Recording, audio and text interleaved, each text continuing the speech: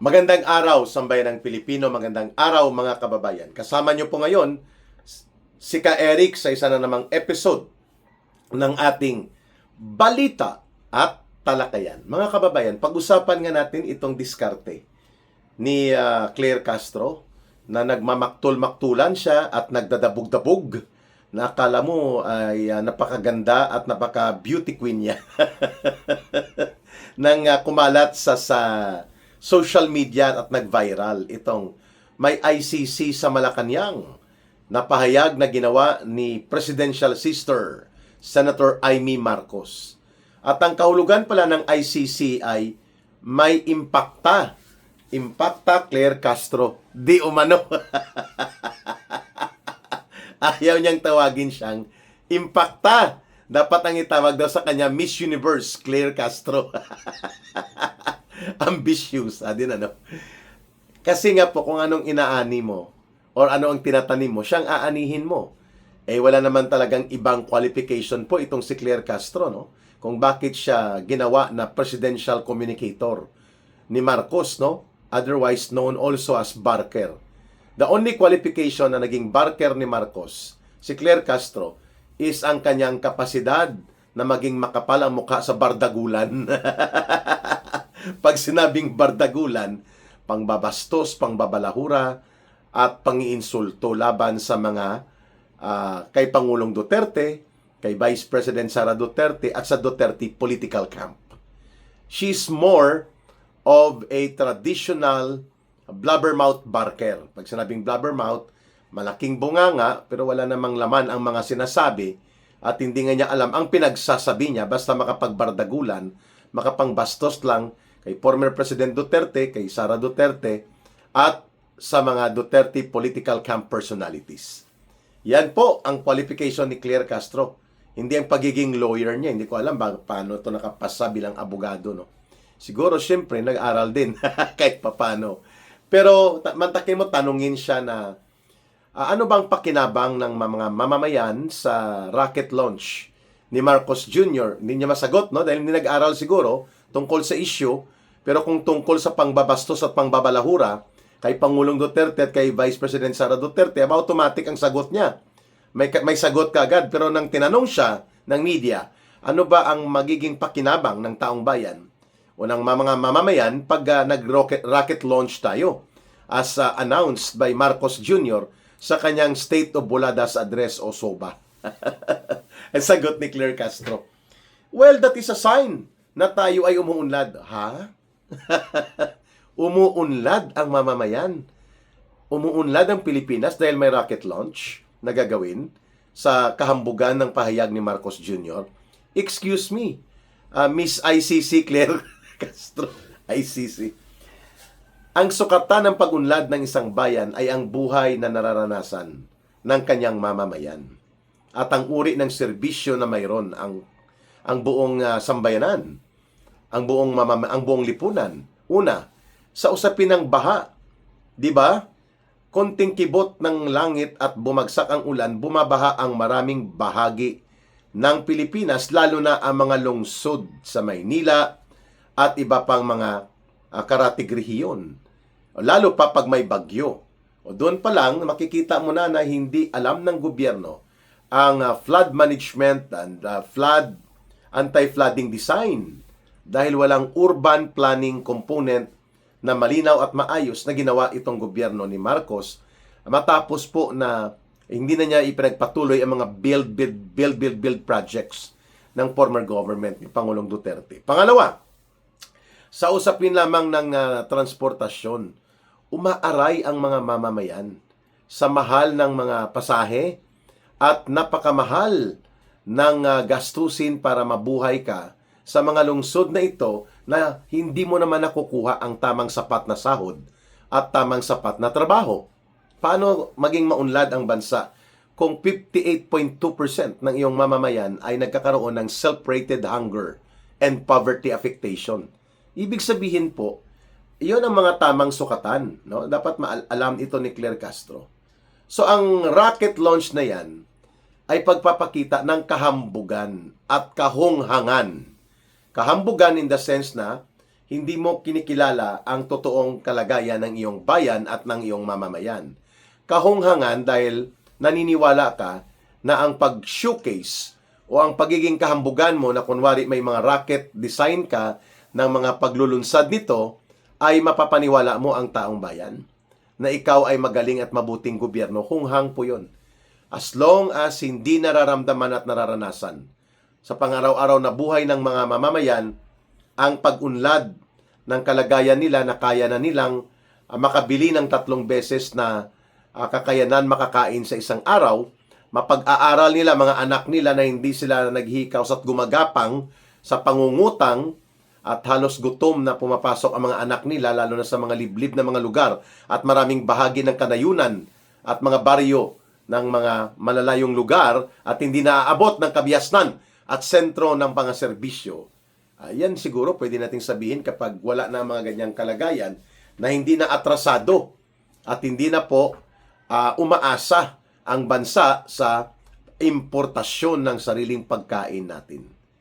At kahit na agrikultural na bansa tayo, ay nananatili po na mga daang libo na mga ektarya o milyon pa nga na mga ektarya hindi napapatubigan, sahod ulan at walang matino at sistematikong irigasyon at lalo na sa pag-mechanized at pag-modernized ng agrikultura.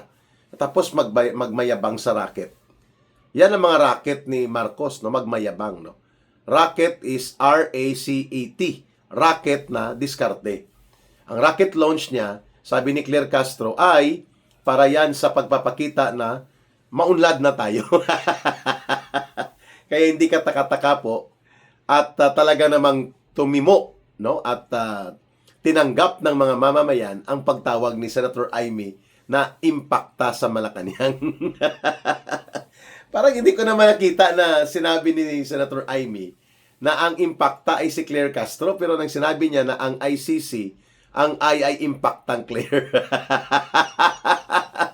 Ay talaga naman pong tudo alboroto, no? Umuusok ang ilong ni Claire Castro na parang toro na manunuwag, no? Na naglalaway at umuusok ang ilong sa galit.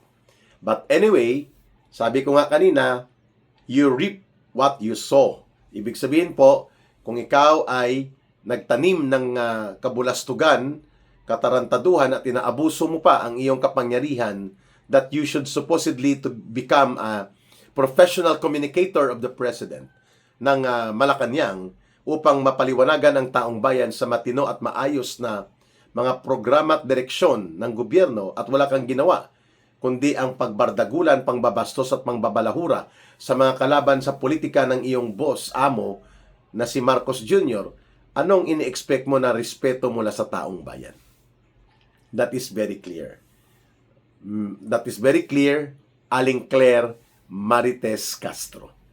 Anyway, the word impacta or impacta sa Malacanang or ICC na tawag kay Claire Castro ay reaksyon ito ng frustrations at galit na nagmumula sa mga mamamayang Pilipino na nai-reflect lang po ng colorful speech na yon ni Senator Amy Marcos. Pero ang pananagutan po sa kaabusuhan at kabalahurahan at mga katarantaduhang mga pahayag na ginagawa na yan ni Claire Castro in the guise and in the maskara of presidential barker siya, ay kay Marcos pa rin babalik. Kasi si Marcos ang nag-hire sa kanya, si Marcos ang nagbibigay ng payong at otoridad sa kanya para gawin ito. In fact, mukhang siya ay directly reporting hindi lang kay Marcos, kundi direkta kay Lisa Araneta.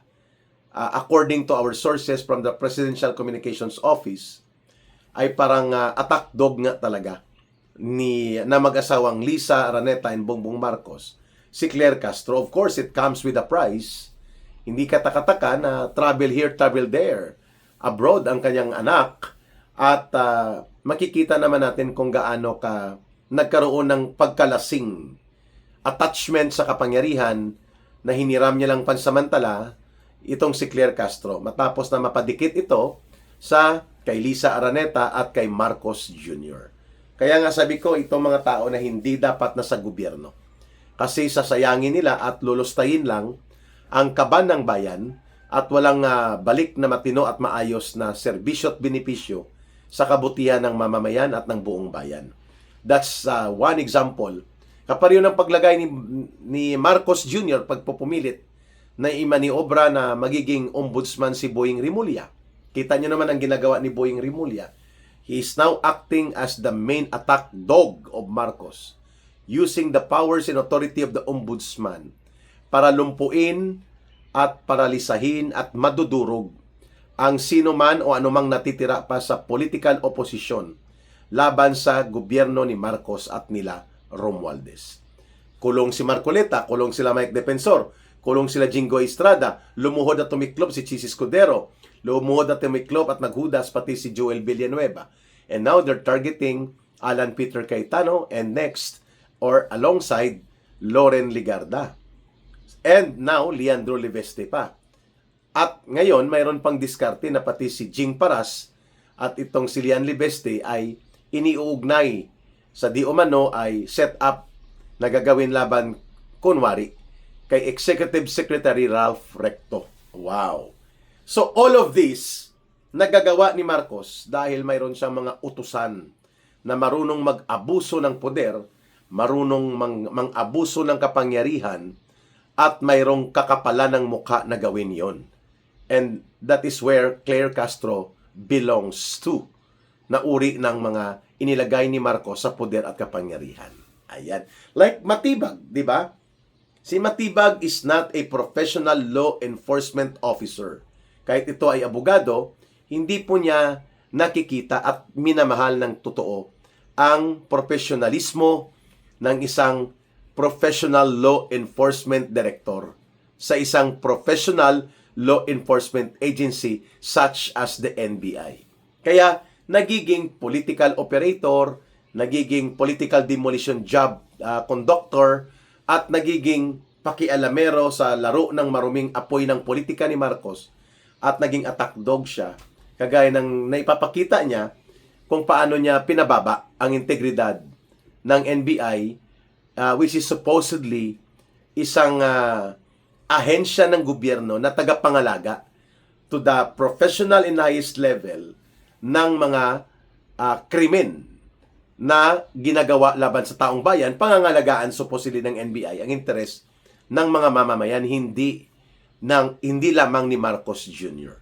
So, when you have people who are not only incompetent but rather engaged in dirty political demolition job operations at walang prinsipyong matino at marangal, kagaya po nila Matibag, Boying Rimulya, at itong Claire Castro, sila po ang front line of attack ni Marcos para ilunsad ang kanyang political demolition job against the Duterte. Dahil hindi niya kakayanin na matatalo nila sa eleksyon ang isang Sara Duterte, kaya itong ginagawa nila. I-unleash o palargahin ang pangil ng NBI para mangharas, mangipit, at mangpilitpit upang tumiklop, matakot, at umatras ang mga oposisyon. Similarly, ganun din po ang ginagawa, lalo na ni Boying Rimulya. Kaya nga hindi dapat ito siya inilagay sa ombudsman, pero ipinilit at iginiit at binanipula ni Marcos upang maging protector at the same time tirador niya sa political dirty operations niya, si Boying Rimulya. Gamit ang makapangyarihang poder ng ombudsman. Siyempre may katapusan din yan.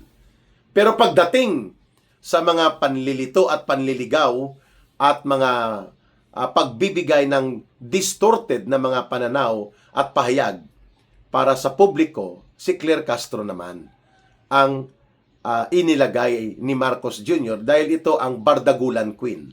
Kung maalala pa ninyo, nung panahon na nandyan or kaaalis lang ni former Executive Secretary Lucas Bersamin at sinita-sita siya ni Claire Castro sa mga pahayag na hindi ka nag-resign, pinaalis ka or inalis ka ng Malacanang ng presidente, sinabihan siya ni Lucas Bersamin na magdahan-dahan ka sa pagsasalita mo dahil para kang palingkera na gumagamit ng poder at plataforma ng Office of the President. At ngayon, ang tawag naman ni Senator Amy Marcos ay ICC sa Malacanang. Impacta sa Malacanang. About to react, si Claire Castro, na-stress daw siya. Na-stress ang lola. Na-stress ka, ikaw nga ang number one stress source, no, tagapaglunsad ng mga kabulastugan mula sa Malacanang sa kung ano-ano mga pinapahayag mo na pinagtatawanan na lamang ng taong bayan. Pero nagagalit ang mamamayan. Bakit? Ginagamit mo kasi ang pera ng mamamayan. I think you have a budget of more than 1 million a month, no? At itinuturo na ikaw ang isa sa mga troll managers ni Marcos. Kaya ka nandyan, no? Para itong mga balahura at mga mahilig mang tarantado at magpakalat ng fake news at disinformation ay i-handle mo. According to the sources revealed, itinuturo itong pangalan ni Claire Castro sa social media na siyang handler ng mga troll at mga keyboard zombies ni Marcos, no? At nila Lisa Araneta at Martin Romualdez. Pangalawa, maliban sa paglulustay ng pundo ng bayan na walang pakinabang ang mamamayan, si Claire Castro ay mukha po ng isang incompetent, abusado, kurakot at walang pakialam sa mamamayan na uri ng gobyerno na mayroon si Marcos Jr. Kaya yan ang pagkagalit ng taong bayan laban kay Claire Castro. At ang pangatlo ay ang kanyang kahambugan at pagmamaliit at minamaliit niya ang taong bayan at sobrang pinapalaki niya ang kanyang ulo at ang kanyang otoridad as if siya ang nagkukumpas ng buhay ng mga mamamayang Pilipino kung loko-lokohin nila at tarantaduhin sa baluktot na mga impormasyon. Hindi po bobo at tanga ang mga Pilipino. Miss ICC Claire Castro. ICC talaga. Ang taong bayan po ay may kakayanang umunawa at makita ang katarantaduhan at kaabusuhan na inyong ginagawa. At kaya ka nagiging trending sa pahayag na ikaw ay ICC dahil talaga namang pang-impakta lang ang mga style gulpi-digulat mo sa uri ng pagiging barker mo para kay Marcos Jr. Mga kababayan, maraming salamat sa inyong pagsubaybay at pagtangkilik ng ating YouTube channel. At please don't forget to like, share, and promote our videos. The more viewers that we have, the better that we sustain our resources for this channel. Kasi nakasalalay po yan sa audience share, sa viewership. At hindi ko po kakayanin yan pag hindi nyo ibinigay ang tulong na mapalaganap natin ang ating channel at mga videos. Maraming salamat at saludo, mga kababayan. Muli, mahalin natin palagi ang bansang Pilipinas. Walang ibang magmamahal nito, kundi tayo ring mga Pilipino. Para sa Diyos at sa Pilipinas nating mahal. May God bless everyone. May Allah also be with those who are Muslim brothers and sisters. Muli, ito si Ka Eric. Mabuhay! Bye for now.